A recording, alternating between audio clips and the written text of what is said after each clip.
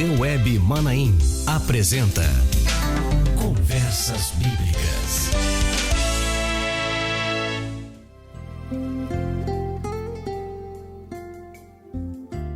Irmãos, a paz do Senhor. Estamos começando mais uma edição do programa Conversas Bíblicas. Esse nosso programa semanal, esse nosso encontro, esta bênção que nós temos todas as semanas de estarmos juntos participando desse momento onde nós tratamos de assuntos doutrinários de uma maneira menos formal, vamos assim dizer, conversando aqui. E você está como se aqui estivesse conosco nessa bancada, sentado conosco aqui, participando, ouvindo, né? E quando você interage através do nosso Facebook, você também está diretamente participando aqui da nossa conversa bíblica. E eu quero saudar a você que está nos assistindo também pelo canal da Igreja Cristã Maranata no YouTube, você que está nos ouvindo pela Rádio Manaim, você que está nos assistindo pela TV Web Manaim, você que está em uma das plataformas, das muitas plataformas que a Igreja Cristã Maranata e a Rádio Manaim utilizam para transmitirmos o conteúdo que é produzido aqui. Uma alegria recebê-los. Nós estamos, nestas últimas semanas, abordando o tema A Revelação. E, mais uma vez, para tratar desse tema, nós temos conosco aqui hoje a presença do pastor Antônio Carlos Oliveira. Pastor Antônio Carlos, a paz do Senhor, seja bem-vindo. A paz do Senhor aos irmãos também que acompanham conosco. Muito bem. Nós vamos ler um texto da Palavra do Senhor que vai ser o texto base para esta edição do programa Conversas Bíblicas e que se encontra no livro do Gênesis, no capítulo 18, o verso é o verso de número 10, e que diz assim: E disse, certamente tornarei a ti por este tempo da vida, e eis que Sara, tua mulher, terá um filho. E ouviu Sara à porta da tenda que estava atrás dele. Pastor Antônio Carlos, nas duas últimas edições do programa Conversas Bíblicas, nós abordamos o universo criador e o universo redentor. Vimos aqui, inclusive, a utilização da parábola das 10 virgens, das 10 dracmas, né, como sendo uma alegoria, uma metáfora, uma forma que o Senhor Jesus utilizou didática para falar sobre aquilo que é eterno. Entendemos que a revelação é aquilo que nos faz entender o projeto, entender a salvação, entender aquilo que Deus tem. É a revelação que abre os nossos olhos, é a luz que entra e alumia e nos permite entender o contexto profético, o projeto de Deus, o universo de Deus, e aí o livre-arbítrio entre aceitar, entre viver isso, essa experiência, ou não viver, e daí a diferença da salvação. Isso. Nós temos na palavra, e nós estávamos falando sobre essa dimensão profética, essa dimensão de Deus. Sim. E nós conversamos sobre não só a questão da dimensão, da quinta dimensão, como também na vida de Eva, na vida de Adão e Eva, nós temos aqui também um entendimento, um alcance desse contexto. Como que nós podemos, então, levar os nossos ouvintes, os irmãos que nos assistem, nessa finalização, essa conclusão, no entendimento completo deste projeto? Perfeitamente. Pastor Josias, vou falar em seguida. Agora, só lembrando aqui que é importante uma abordagem que nós falamos que no universo criador nós temos 4 medidas, né? Sim. Comprimento, largura, altura e tempo. Certamente. Quando nós entramos na quinta medida, nós já estamos no universo redentor. Então as 4 primeiras medidas estão no universo criador. A quinta medida, que é a forma didática que se fez para fazer um complemento. Você saiu do tempo do homem, na quinta medida, e entrou no tempo de Deus. Então vamos ver o que aconteceu. Achei interessante, porque temos falado muito da quinta medida, né? Certamente. E às vezes as pessoas perguntam, mas quinta medida é uma expressão bíblica? Não, é uma expressão, é uma forma didática de entendermos entendemos a revelação, entendemos que quando o homem deixa de estar nas dimensões mensuráveis humanas do universo criador e passa para a dimensão de Deus. Exatamente, universo redentor. Bom, o que aconteceu é uma forma de se entender também, é mais uma forma de entender o tempo de Deus. O que aconteceu com Adão e Eva?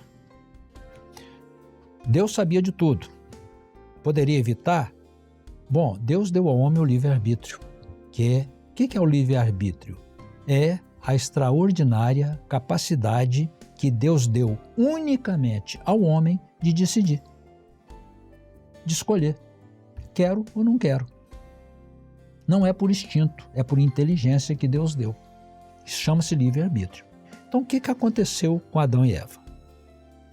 Eles descobriram, depois que pecaram, descobriram que estavam nus. E Deus fez a pergunta a Adão. E Adão respondeu. Perguntou se ele comeu do fruto que ele disse que não comesse, da árvore do conhecimento do bem e do mal. Ele disse, a mulher que tu me deste me deu o fruto. Ou seja, ele responsabilizou a mulher dele por aquilo que aconteceu. Aí faço a pergunta aos irmãos aqui, vou responder logo em seguida. Ele tinha razão? Quando ele falou isso, ele tinha razão? Digamos que fosse qualquer um de nós. Tinha razão. O que ele não tinha?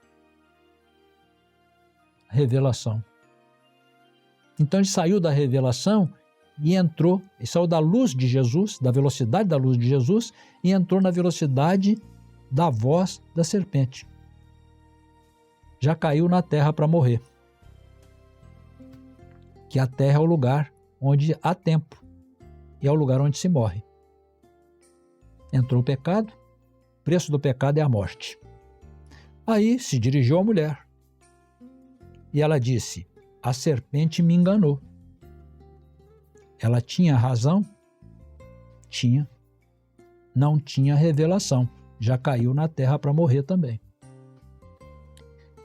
Porque Deus, repetindo, né? Deu o livre-arbítrio ao homem. Mas logo em seguida, Deus criou um plano para a redenção do homem. Esse plano, que está acessível a todo homem, ele chega ao conhecimento através da revelação. Nunca foi intenção de Deus que o homem morresse. Nunca foi intenção de Deus. Isso aconteceu pelo livre-arbítrio dele. Tanto é que no Apocalipse, o Senhor diz assim, não haverá mais morte. Que ele trouxe um plano para restaurar o que estava perdido. Esse plano chega ao conhecimento dele através da luz de Jesus, que entra e revela o projeto de Deus para a salvação. Glória a Deus. Não é? Assim como Adão usou o livre-arbítrio dele para a perdição, nós usamos nosso livre-arbítrio para a salvação. Algum comentário? Eu acho interessante que Adão e Eva, eles estavam vivendo uma plenitude de luz. Sim. Em que tudo era possível se enxergar, inclusive a árvore do conhecimento do bem e do mal. Não foi uma coisa que eles por acaso descobriram. No início, Deus já falou assim, isso aqui está a árvore do conhecimento do bem e do mal, e dela não provareis. Não provareis. Do seu fruto não provareis. Então, eles tinham, a revelação de Deus, ela é algo que nos mostra todas as coisas. Aquilo que é a bênção, aquilo que é o benefício, aquilo que são as maravilhas de Deus e aquilo que é preciso que nós deixemos de nos envolver e tudo mais, porque a revelação, na vida do homem, ela dá essa dimensão. Exatamente. Ela nos faz enxergar tudo. Né? O que para o homem não é pecado fora da revelação, quem vai dar essa consciência do pecado é a revelação. É a revelação. Os olhos dele são abertos, ele passa a entender aquilo que... Ele passa a enxergar o que estava oculto. Estava oculto. Né? Maravilha. Bom, já... Vamos entrar no Cronos e... Vamos entrar Kairos, no Cronos, né? e uns chamam Kairos, outros chamam Kairos. Eu ouvi isso no grego. Uhum. Kairos, mais ou menos assim, né? Mais ou menos assim, mas tanto faz, não é isso que vai... Importante entender o sentido. Entender o sentido. Porque o grego, algumas expressões nossas vieram do grego, que é um idioma muito rico, né? Sim. Às vezes tem muito mais palavras para expressar alguma coisa do que nós. Às vezes nós temos uma palavra, ele tem 3, tem 4, que faz diferença por circunstâncias, não é? Certo. Então, No grego, o cronos vem do... Nós temos o nome derivado do cronos, que é o cronológico, né? Que se entende melhor, né? O que é o tempo cronológico? Aquele que se conta no cronômetro. Não é? O seu relógio, ele está marcando o tempo cronológico. O tempo é o tempo da duração dos homens, né? Então, esse é o tempo cronológico. Já o kairos não é um tempo cronológico. Não é um tempo medido, ele não é medido. O tempo cronológico foi derivado do grego, tinha até um outro sentido, mas depois chegou a nós com o sentido do tempo de Deus. O cronos, o tempo do homem, que é o tempo exercido no universo criador. E o kairos, o tempo de Deus, aquele no qual você, pela oportunidade de Deus, entra nele. Não é verdade? Que é através da luz de Jesus. É através da revelação, você entra no tempo de Deus. E no grego, isso tinha um sentido de um tempo oportuno, é uma oportunidade. É como alguém fala num ditado popular: o trem passou, eu não percebi, perdi o trem. Né? A oportunidade passou para você, mas você não percebeu. Né? Bom, então isso passou a ser chamado o tempo de Deus, um tempo oportuno onde Deus lhe dá uma oportunidade ou cria para você uma oportunidade. Exemplo, às vezes exemplificando fica muito mais fácil. O rei Jorão, lá no Velho Testamento, chamou a Geazi, o moço de Eliseu, e pediu que contasse um dos milagres de Eliseu.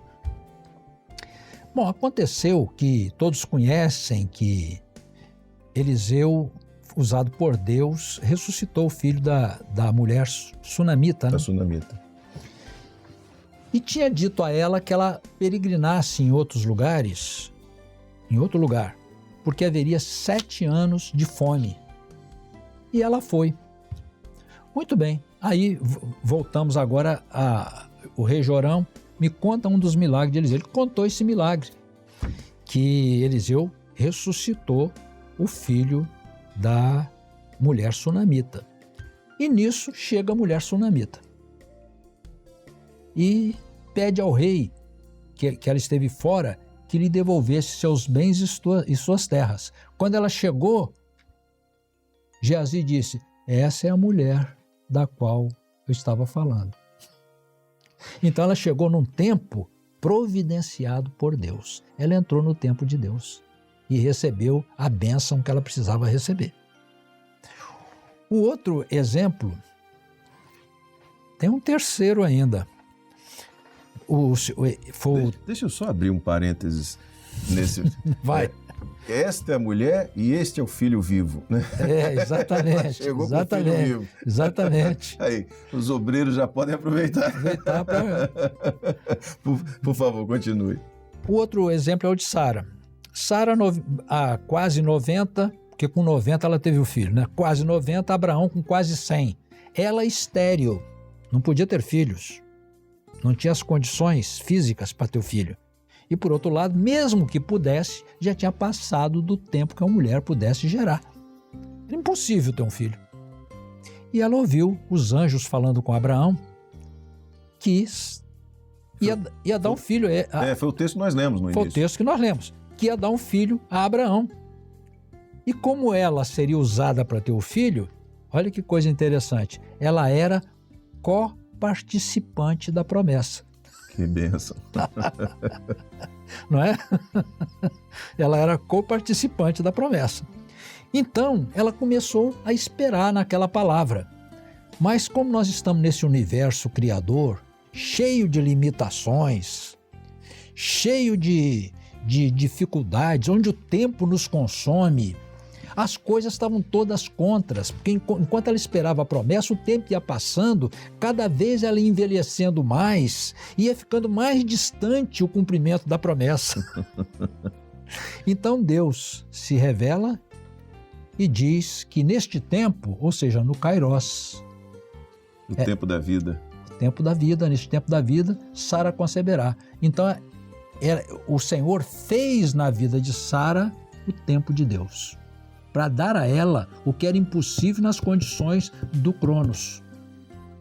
Então o Senhor, ele intervém e faz com que Sara, que era estéril, tinha passado do tempo, idosa, o ventre amortecido, tivesse um filho. Então ela entrou no tempo de Deus.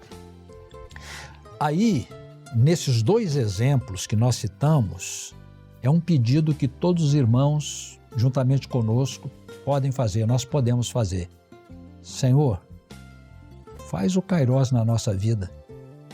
Glória a Deus. Não é? Nós estamos pedindo algumas coisas, tem alguns milagres que nós precisamos que aconteça, alguns enfermos. Claro que o Senhor tem um plano dele, né? Nem todos os enfermos serão curados, né? Mas Deus tem um plano dele, cada um de uma forma, Deus vai agir. Mas às vezes um problema que você tem, Senhor, faz o Kairós na minha vida. Intervém com teu tempo e realiza a tua obra na minha vida. Esse é um pedido. Agora tem outro exemplo, que foi o seguinte. Jesus, na última semana, a chamada última semana, porque era a semana onde ele seria crucificado, a semana da Páscoa. Quando ele entra em Jerusalém, ele era o Messias esperado, e todo Israel esperava o Messias. Só que eles esperavam o Messias de uma forma, e quando Jesus apontou lá no Monte das Oliveiras, os israelitas, eles esperavam ver um rei como Davi, formoso, roupas reais, montado não num jumento, mas num cavalo, com cavalaria, com exército. E Jesus, eles olharam e viram um homem simples, amontado num jumento. Era o Kairós deles. Era o tempo que Deus fez, tanto é que Jesus disse que eles não conheceram o tempo da sua visitação. Eles esperavam o Messias estava lá, mas eles não conheceram o Messias. É uma outra forma de se ver o Kairós. Aí vem outra forma de pedir. Senhor, se tu quiseres fazer o Kairós na minha vida, me dá as condições de eu enxergar isso, de eu compreender, de ser sensível ao Senhor, para que o Senhor possa executar a obra dele na minha vida e fazer os milagres que ele quer fazer. Talvez ele queira usar um servo num determinado momento, mas o servo não está percebendo que Deus está querendo realizar aquilo. E como Israel não conheceu o tempo da sua visitação, não é? Muito bem, o pastor Josias. Eu tô aqui bebendo da revelação. É maravilhoso nós entrarmos no tempo de Deus. Não é? Precisamos entrar nesse tempo, né? Isso. É algo que transforma o homem. Exatamente. Transforma o homem. Antes de nós começarmos a gravação, nós falamos também de Saulo no caminho de Damasco, né? Exatamente. Quer dizer, a luz... Ao meio-dia, né? Ao meio-dia. Que era a luz mais forte do sol, quer dizer, uma luz mais forte do que a do sol, que é a luz de Jesus, que mudou a vida dele. Ele passou a entender o que ele não entendia de forma nenhuma, né? Fica marcado aqui que, invariavelmente, o contato, a experiência com a revelação, ela promove, desde que o homem, usando o seu livre-arbítrio, permita uma transformação. O que transforma o homem... Eu faço uma comparação, pastor. Eu digo o seguinte, que o que transforma o homem não é a igreja. A igreja é uma reunião de pessoas transformadas pela revelação. Pela transmissão do Espírito Santo. Pessoas que são transformadas e que se reúnem em consagração para um ato de louvor, de adoração, de glorificação, e ao nome do Senhor e de ouvir a sua voz, né? de vivermos como o corpo de Cristo, que é a nossa experiência, essa revelação. Pastor Antônio Carlos, mais alguma palavra que o senhor queira trazer? Não, eu creio que nós fechamos aqui o assunto de a revelação no sentido global, não falamos de dom espiritual. Às vezes a pessoa tem o dom de revelação, mas não conhece a revelação, né? É preciso saber disso aí. Aliás, eu quero dizer para você o seguinte...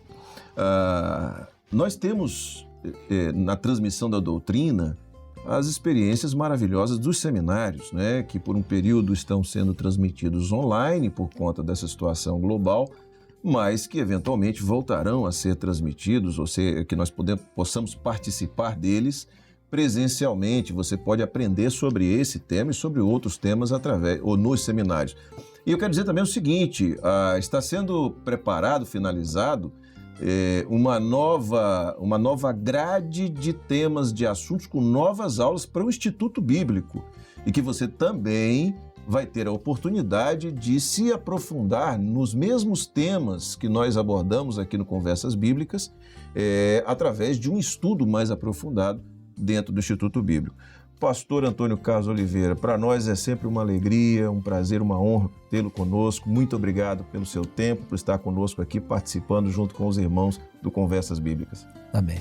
Eu também agradeço, é um prazer muito grande falar das coisas que pertencem ao Senhor, não é? Amém. E desejo aos irmãos que façam bom proveito e os cumprimento com a paz do Senhor Jesus. Glória a Jesus. É como o Senhor Jesus disse no templo, né? É muito bom falar das coisas do Pai, cuidar dos negócios Exatamente. do Pai. Muito bem, na semana que vem nós vamos voltar com um novo tema aqui no programa Conversas Bíblicas. Aproveito para deixar o convite e que você também convide outras pessoas para participar aqui do Conversas Bíblicas na próxima semana. Estamos encerrando esse tema, mas continuaremos juntos nas demais programações da Igreja Cristã Maranata e da Rádio Manaim. Um abraço a todos, a paz do Senhor Jesus, Rádio e TV Web Manaim juntas, anunciando o Evangelho Eterno. Você acabou de assistir na TV Web Manaim Conversas Bíblicas.